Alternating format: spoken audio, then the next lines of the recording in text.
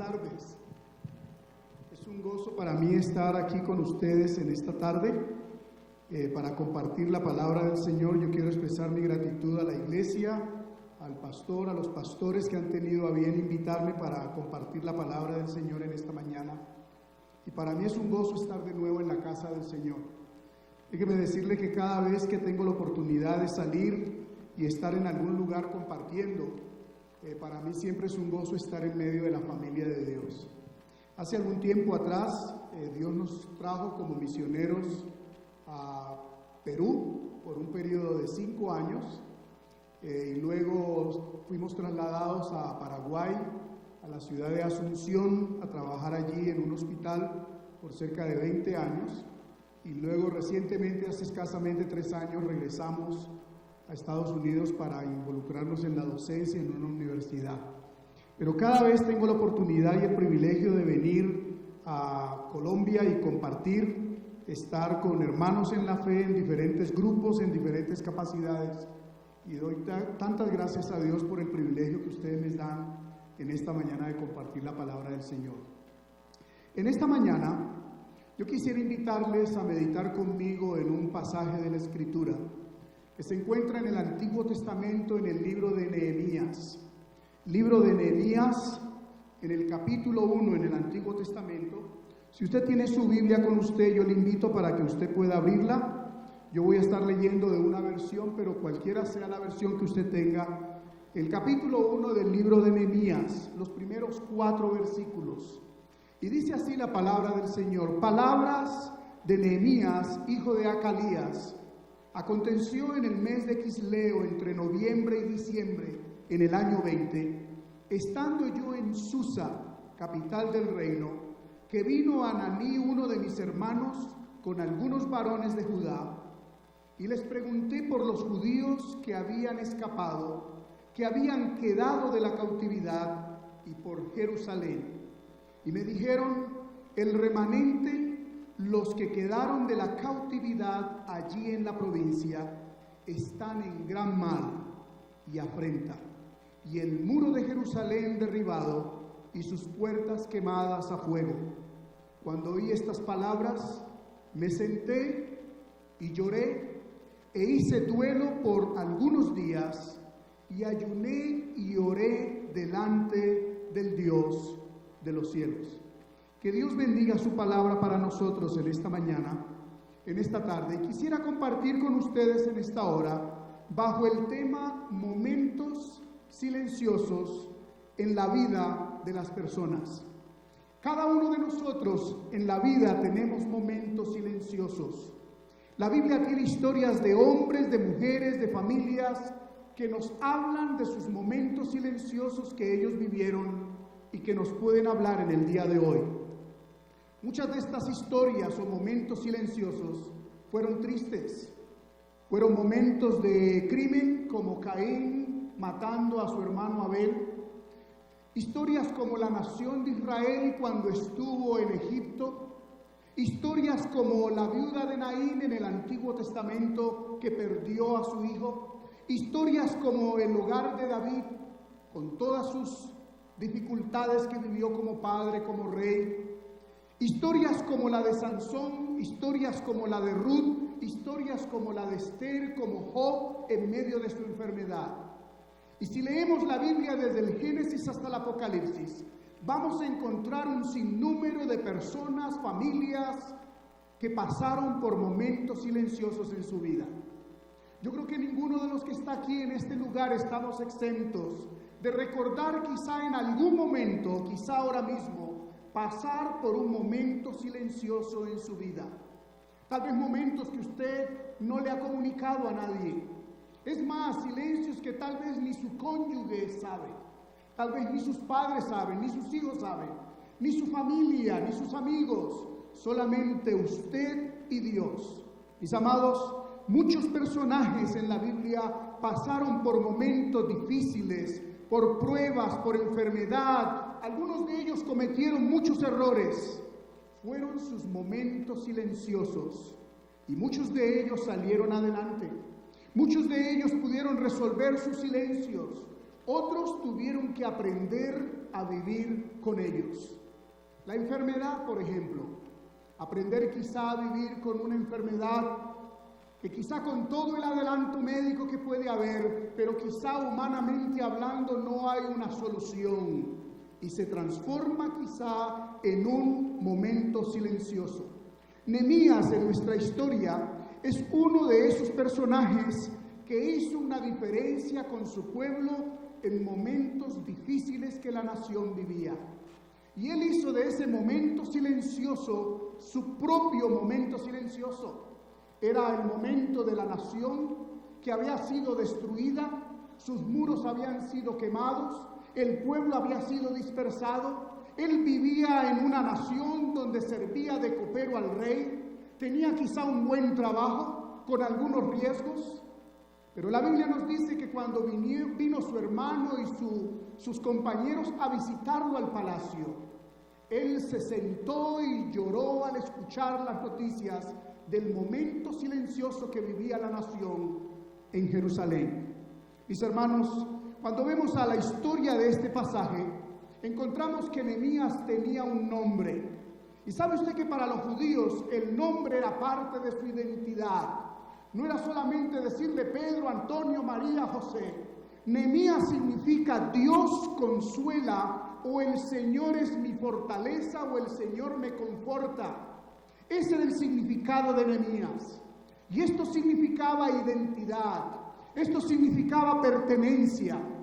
Usted y yo, hermano amigo que me escuchan esta tarde, tenemos en Dios una identidad.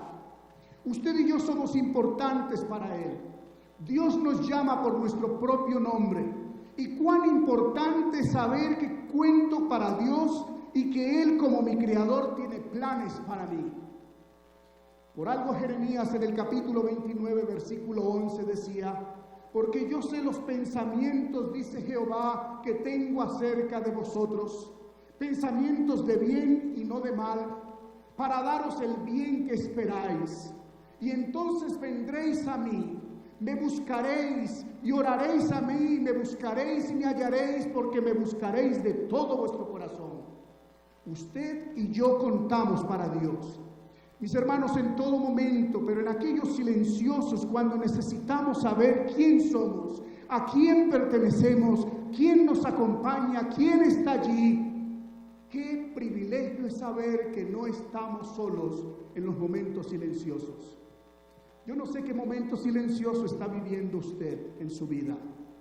Tal vez en su matrimonio, tal vez en su relación de familia, tal vez en su relación con sus hijos, tal vez en su relación de trabajo, tal vez en su relación en su comunidad, tal vez en la relación de iglesia. No sé cuál será su momento silencioso, pero la Biblia es clara cuando nos dice que Dios en aquellos valles de sombra nunca nos va a abandonar. Es interesante en la historia de nuestro personaje que nos dice que él tenía una familia, tenía un hermano que vivía en la nación que había sido destruida. Tenía residencia, tenía un trabajo, tenía toda una misión para llevar a cabo. Mis amados, ¿cuántas veces en nuestra vida pensamos que los momentos silenciosos nos dan el punto final en nuestra vida? Y muchas veces el momento silencioso es solamente una coma para lo que ha de venir. No es el punto final. Dios muchas veces permite en nosotros los momentos silenciosos para prepararnos para una etapa mucho mayor. Tal vez en este momento silencioso que usted vive, usted pueda decir: yo no sé por qué Dios me está permitiendo pasar por algo como esto. Tal vez usted hasta le ha preguntado a Dios: Señor, ¿hasta cuándo vas a permitir que yo pase por esta situación? Señor, ¿hasta cuándo vas a permitir que yo tenga que enfrentar esta situación? Y tal vez lo único que ha recibido de respuesta de parte de Dios ha sido silencio. Pero sabe que aún en medio de ese silencio de Dios, Él habla audiblemente. La pregunta es si usted y yo estamos listos para escuchar en el silencio de Dios lo que Dios nos quiere mostrar. ¿Sabe usted que en los momentos silenciosos muchas veces son momentos de crisis, son momentos críticos, son momentos que no quisiéramos pasar. Cada vez que yo voy al pasaje de Nehemías, me lleva al Nuevo Testamento a recordar a nuestro maestro en el monte de Getsemaní, cuando clama a su padre y le dice: Padre, si es posible, pasa de mí esta copa. En otras palabras, si hay alguna otra forma de salvar a la humanidad, hazlo por favor. Y el cielo guardó silencio y Jesús fue a la cruz. ¿Qué momento silencioso más crítico en la vida de él? Cuando Lucas describe que por su frente caían grandes gotas de sudor que eran como gotas de sangre por la agonía de ese momento silencioso que él vivía. Mis amados, la crisis llega inesperadamente. La historia nos dice que Nehemías tenía una posición estable, pero dice que entre los meses de noviembre y diciembre su hermano vino con un grupo para visitarle. Y las noticias que le trajeron no fueron halagadoras. ¿Cuántas veces en el silencio de nuestra vida recibimos situaciones inesperadas que nos entran en una situación de crisis como persona, como esposo, como esposa, como pareja, como familia, como iglesia, como comunidad? Y en esos momentos silenciosos, inesperadamente, entramos en crisis. Y muchas veces no tenemos la respuesta inmediata a la situación que estamos viviendo. ¿Sabe usted que Nehemías, dice la Escritura, que manejó la crisis de manera saludable? Él fue proactivo, no fue reactivo. Y cuando escuchó atentamente, él hizo las preguntas pertinentes, preguntó por los judíos y preguntó por la nación. Y la respuesta no fue la más agradable. El remanente está en gran afrenta, estamos mal. Y es más, Nehemías, el muro de Jerusalén fue derribado, sus puertas quemadas a fuego. Note usted el énfasis. En el español y en la literatura es lo conocido como un pleonasmo. Los muros, las puertas fueron quemadas a fuego. Y ese pleonasmo indica el énfasis de la destrucción. Mis hermanos, muchas veces en medio de estos momentos silenciosos parece que ya no hay esperanza. Parece que tenemos que apagar la luz y el último que salga tire la llave. Pero déjeme decirle que en los planes de Dios no está así, porque Dios conoce los pensamientos que tiene acerca de cada uno de nosotros. Nehemías escuchó todo el mensaje que recibió. Él recibió la noticia, pero no era responsable por lo que le estaba sucediendo ni a su pueblo, ni a los muros, ni a la ciudad físicamente. Muchos de nuestros momentos silenciosos van a llegar y nosotros no tenemos ninguna responsabilidad para ellos. Hay momentos silenciosos ante los cuales nada podemos hacer. Hay otros momentos silenciosos que quizás somos responsables y hay otros momentos silenciosos con los cuales tenemos que aprender a vivir con ellos. Pedirle a Dios sabiduría, pedirle a Dios su sapiencia, pedirle a Dios su fortaleza, pedirle a Dios su sostén, pedirle a Dios su fuerza. Mis amados, ¿cómo está manejando el silencio en su vida? Como persona, como familia, como comunidad, ¿está siendo proactivo o reactivo en su momento silencioso? ¿Le está dando la espalda a Dios y huyendo de Dios? ¿O está ese momento silencioso de manera humilde trayéndole de nuevo a Dios para buscar dirección de Él en medio de ese momento silencioso? Como iglesia en este momento silencioso, Dios a través de Nehemías nos invita a ser proactivos y estar atentos a lo que Dios nos quiere mostrar en los momentos silenciosos de nuestra vida. Pero ¿sabe usted que el momento silencioso también es un momento de decisión? Los momentos silenciosos no nos invitan a cruzarnos de brazos, a sentarnos y esperar a que el tiempo pase. La historia nos dice que cuando él escuchó estas palabras, Nehemías se sentó, Nehemías oró, Nehemías lloró, Nehemías hizo ayuno por varios días. Note cada una de las implicaciones de lo que Nehemías hizo cuando él oyó lo que oyó. ¿Sabe usted que en el versículo 4, cuando dice oí estas palabras, la palabra oír en este versículo es la palabra hebrea shamá? Y la palabra hebrea shamá quiere decir comprender, discernir, poner atención y oír para obedecer. ¿Qué le parece? Qué riqueza del lenguaje hebreo, donde la palabra oír en este versículo da la connotación no solamente de escuchar el sonido en el oído, sino que tiene la connotación de comprender, discernir, poner atención, oír para obedecer. ¿Y sabe lo que aconteció? Una vez que él oyó el mensaje de su hermano y de la comitiva que le visitó, Nehemías puso en su corazón que lo que había oído necesitaba accionar.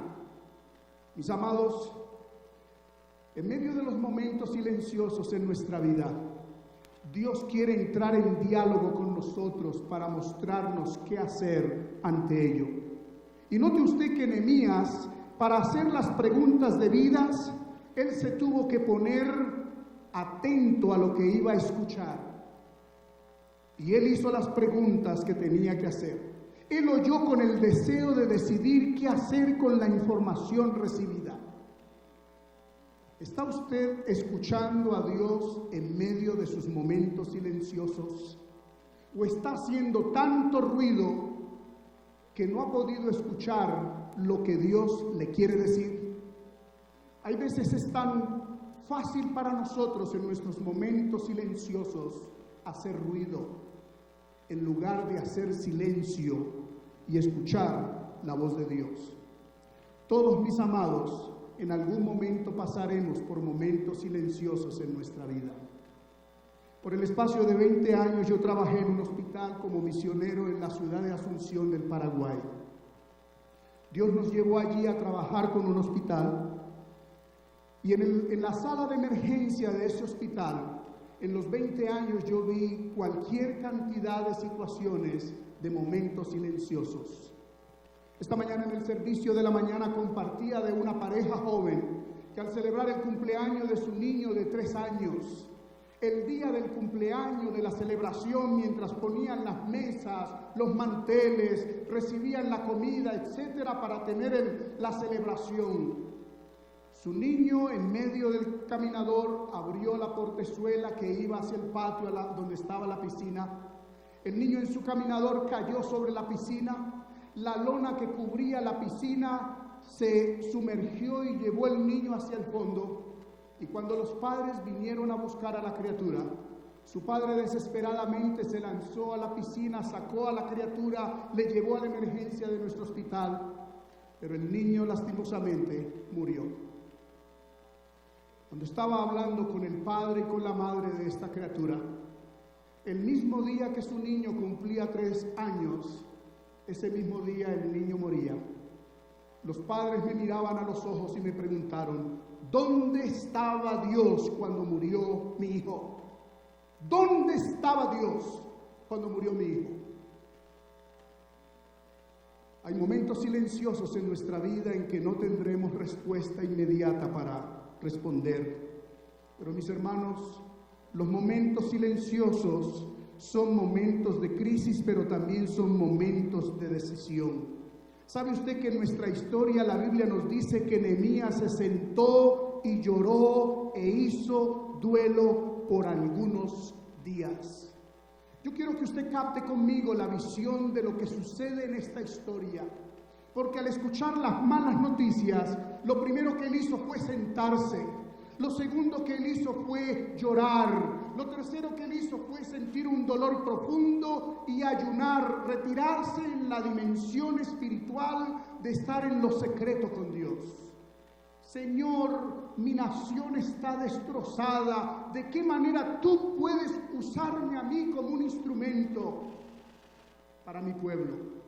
Mis amados, Hay momentos silenciosos en nuestra vida que Dios permite que lleguen porque Dios nos quiere preparar para algo grande. Porque Dios quiere usar esos momentos silenciosos para formar nuestro carácter.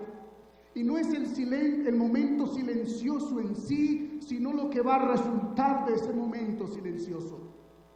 Esta mañana en la sección de la mañana del culto, yo mencionaba algo muy interesante en mi propia familia.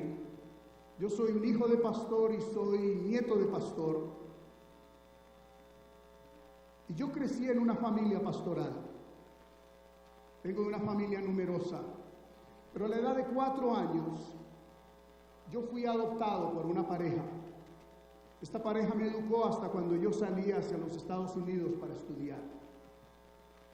Pero uno de mis hermanos mayores murió por una sobredosis de cocaína.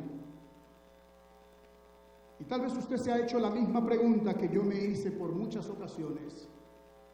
¿Cómo es posible que el hijo de un pastor, nieto de un pastor, pueda envolverse en drogas y morir de una sobredosis de droga? Yo recuerdo años más tarde, como adulto, mi padre venir a cada uno de nosotros y pedir perdón. Yo me atreví a preguntarle a mi padre, ¿por qué tú estás pidiendo perdón a nosotros como hijos? Y él llorando dijo, no sé si en lo más profundo de mi corazón me equivoqué, hice algo que no debía hacer y por eso quiero pedir perdón. Sabe que yo hoy como adulto veo a mi padre desde otra perspectiva. Hay situaciones en la vida, podemos hablar del A, B, C, del 1, 2, 3, pero déjeme decirle que hay situaciones, momentos silenciosos en nuestra vida, de situaciones críticas que no entendemos y solamente el tiempo nos va a mostrar algo diferente. La historia nos dice que Nehemías, cuando escuchó lo que escuchó, él tomó decisiones en medio de ese momento silencioso. No se cruzó de brazos, sino que dijo, hay algo que yo puedo hacer en medio de este momento silencioso. Tal vez usted en esta mañana, en este lugar, está pasando por un momento silencioso en su vida, en su matrimonio, en su familia, en su iglesia, en su comunidad, en su trabajo, en su estudio. Y tal vez usted hasta ha pensado, ¿qué puedo yo hacer en esta situación? Tal vez ha buscado hasta la respuesta más inmediata, más fácil. Pero mis hermanos, no todos los momentos silenciosos son tristes. Hay veces en medio de la tristeza de esos momentos silenciosos, también hay tiempo para celebrar. Si usted va del capítulo 1 hasta el capítulo 6, el versículo 15, usted va a notar algo interesante de lo que sucedió en la vida de Nehemías. En aquel capítulo 1, versículo 4, cuando se sentó, lloró e hizo duelo por su nación. Ahora en el capítulo 6, versículo 15, lo vemos celebrando con todo un pueblo, porque lograron construir el muro en un lapso de tiempo récord de 52 días. La crisis, el momento silencioso había quedado atrás. Mis amados, algunos momentos silenciosos traen consigo celebración. Hay momentos silenciosos que nos inspiran. Yo compartí esta mañana la experiencia al trabajar en este hospital cuando tuvimos nuestro primer trasplante coronario en este hospital. En un pueblo tan pequeño, Paraguay, que no son más de 5 millones de habitantes, hubo un hombre joven que se fue al Hospital INCOR, el Instituto del Corazón en Sao Paulo, porque su visión era regresar al país como un cirujano cardíaco para llevar a cabo el primer trasplante coronario. Es el país en todo el cono sur del continente que tiene el mayor índice per cápita de cardiopatías congénitas en todo el cono sur. José Corbalán se fue a Sao Paulo, se capacitó, se entrenó y regresó, y él llevó a cabo el primer trasplante de corazón. Yo tuve el privilegio de acompañar a José en ese proceso. Su padre mismo le dijo, es una locura lo que estás haciendo. ¿Quién va a poder pagar un trasplante en un país como Paraguay? Ya llevamos cerca de 13, 15 trasplantes ya. Pero déjeme contarle algo interesante. Nuestro primer candidato fue un mecánico de camiones, Pedro. Y recuerdo el día que él entró al servicio porque su única posibilidad o esperanza era un trasplante de corazón. Recuerdo el día en que entré a su cuarto para evaluarlo y le compartí del chance que había de un 50 y 50 de posibilidad de morir en el proceso del trasplante. Y él me decía, esta es mi única posibilidad, no hay ninguna otra forma de manejo, así que no me queda otra sino brindarme a un trasplante. Yo regresé para visitar a Pedro, le dije, Pedro, ¿hay algo que yo pueda hacer por ti? Y él me dice, no creo, pero gracias por apoyar a mi esposa y a mis hijos. Cuando llegó el candidato donante, que había tenido una muerte cerebral, visité a la esposa y a sus hijas, 3 mujeres muy católicas, muy fieles a Dios. Y cuando les abordé con la posibilidad de hacer una donación del corazón, ellas me dijeron, mi hermano es un sacerdote, así que si él me da un consejo de firmar la donación, yo lo voy a hacer. Yo me ofrecí a acompañarles en ese diálogo. El sacerdote vino y dijo, esta es la mayor obra de caridad que ustedes pueden hacer. Y ellas autorizaron la ablación. Él me pidió que le permitiera entrar a darle los últimos óleos a su cuñado, lo cual lo hizo con plena libertad. Pero cuando regresé a visitar a Pedro, le dije, Pedro, tú sabes que hay un 50 y 50 de chance que tú quizá no vas a vivir como puede ser que sí vas a vivir. ¿Hay algo que espiritualmente yo pueda hacer por ti? Y Pedro me dice, creo que no. Y empecé yo a angustiarme un poco por Pedro. Mi deseo como pastor, como profesional era querer que Pedro tuviese un momento de prepararse espiritualmente con su Dios. Por algo el Señor dice, porque mis pensamientos no son vuestros pensamientos, ni mis caminos son vuestros caminos. Y yo empecé a angustiarme por Pedro. Y Pedro me dice, pastor, no es justo que yo porque estoy ahora al frente de la muerte o la vida, ahora yo quiera buscar a Dios, cuando toda mi vida fui un borracho, un perdido, un pendenciero. Si Dios permite que viva, qué bueno.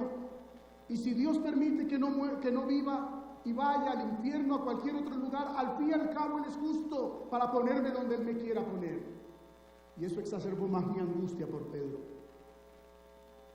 Pero sucedió algo interesante. Pedro entró a sus 8 horas de cirugía. Pedro salió vivo de su cirugía, su trasplante. La primera persona que recibió a Pedro al salir del quirófano fue este servidor. Le llevamos a la sala de terapia, donde iba a estar en recuperación, una sala bien aséptica. Y Pedro abrió los ojos y me preguntó, ¿estoy todavía en la tierra o en dónde estoy? Y le dije, Pedro, todavía estás en Asunción del Paraguay.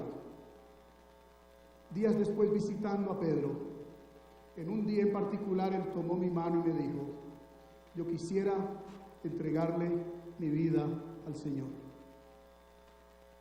Si Él por su gracia y su voluntad me permitió pasar por todo esto, yo quisiera ahora rendirle y darle mi vida de una vez y para siempre. Esta mañana no conté el resto de la historia. Pedro duró 10 años de vida. Pedro le encantaba el fútbol. Pedro tenía que estar abrigado constantemente.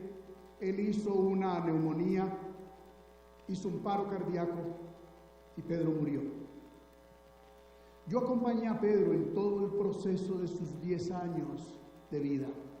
Déjeme darle un poquito más de la historia que no compartí esta mañana. Cuando llevamos a Pedro a su vecindario, era un vecindario muy pobre de la ciudad. Los vecinos de su vecindario le habían construido un pequeño cuarto exclusivamente para Pedro Núñez. Le habían puesto mosaico, le habían hecho repello en su cuartito, un baño muy sencillo, pero él tenía que vivir en condiciones extremadamente cuidadoso. Pero aquí viene la otra página de la historia silenciosa de Pedro. Cuando Pedro vivió en ese vecindario antes de su trasplante, Pedro había robado 2 metros de la tierra de su vecino al lado derecho. Pedro robó 5 metros al fondo del vecino de atrás. Pedro había robado 3 metros del vecino del lado izquierdo. Y Pedro era la persona más detestable en ese vecindario. Pero cuando las noticias cubrieron que él había tenido un trasplante exitoso, toda la comunidad vino para mostrarle cuánto amaban a Pedro. Pedro se convirtió al Señor. Pedro, en su casa comenzamos una iglesia, comenzamos una congregación en su vecindario, en su propia casa. Pedro regresó con su vecino a la derecha, quitó la cerca y le dijo: yo tengo que regresar los metros que te robé. Y su vecino le dijo: no es necesario que hagas esto, puedes quedarte con los 3 metros, puedes quedarte con los 5 metros, puedes quedarte con los 2 metros. Y la gracia de Dios se manifestó en la vida de Pedro en medio de su momento silencioso. ¿Sabe una cosa, mis hermanos? En la historia de Nehemías, cuando él regresa a su nación, celebra la reconstrucción de su pueblo, y él fue instrumento para traer avivamiento a su nación. Nehemías nunca pensó lo que vendría después de ese momento silencioso. Dios muchas veces permite que pasemos por momentos silenciosos, porque Él nos quiere preparar para algo más grande. Usted dirá en esta mañana: pastor, usted ha dicho en esta mañana que los momentos silenciosos en la vida de cada persona son momentos de crisis, son momentos para decidir, son momentos para celebrar, pero la pregunta es: ¿cómo puedo caminar en el momento silencioso que yo estoy viviendo? Yo quiero dejar con usted algunas cosas que quizá podrían ayudarle.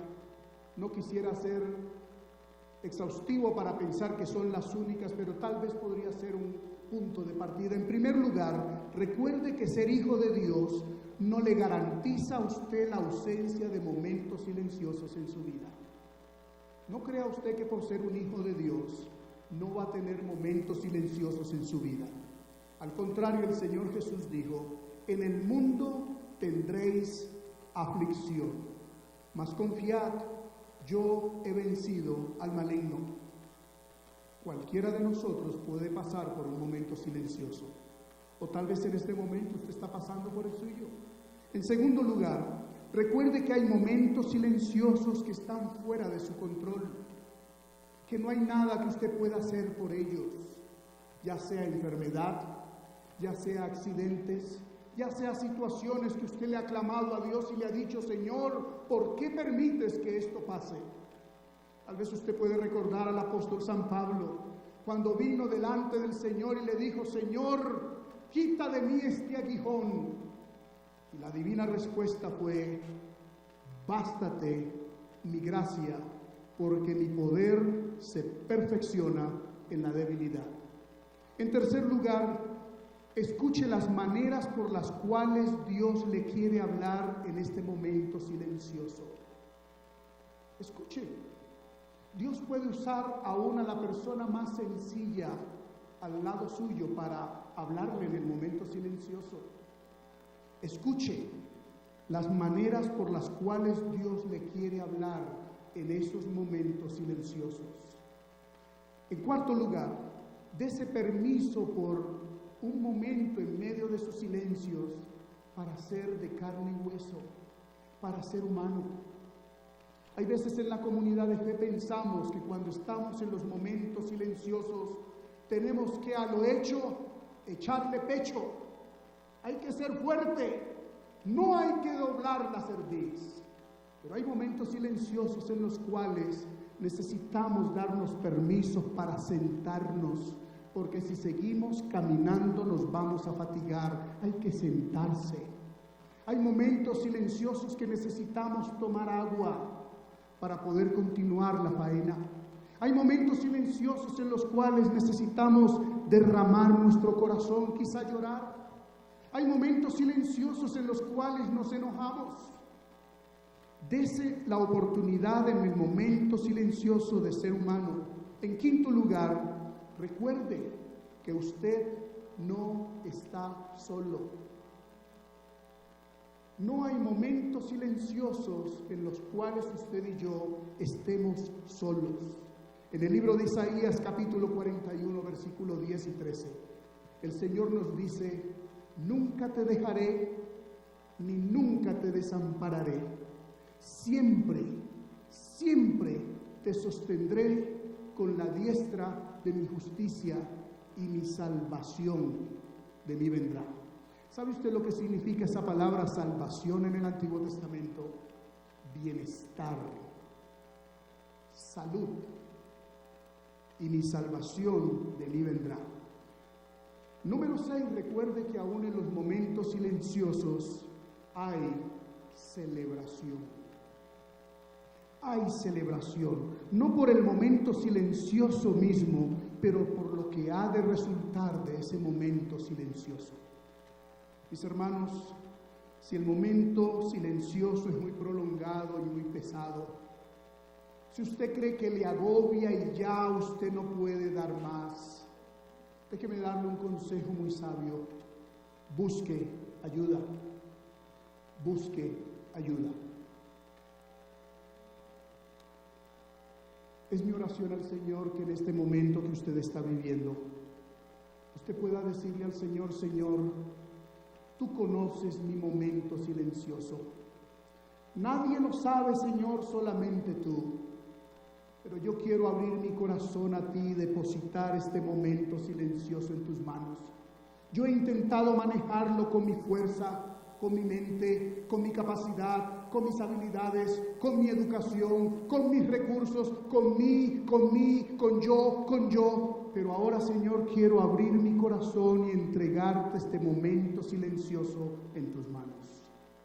Yo quisiera acompañarle a usted en oración. Si usted está pasando por un momento silencioso, quizá no, pero quizá quiere decirle al Señor: Señor, yo quiero interceder por A o B o C, que yo sé que está pasando por un momento silencioso, y yo quiero unirme en oración por él, por ella, por ellos, por ellas, en este momento.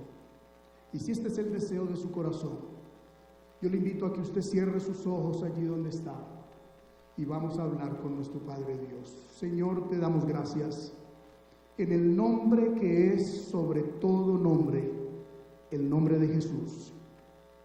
Queremos darte gracias en esta mañana porque tu fidelidad es grande, porque tu misericordia es mejor que la vida, porque tú nunca nos dejarás ni nunca nos desampararás, porque nosotros, como tu manada, no tenemos que temer.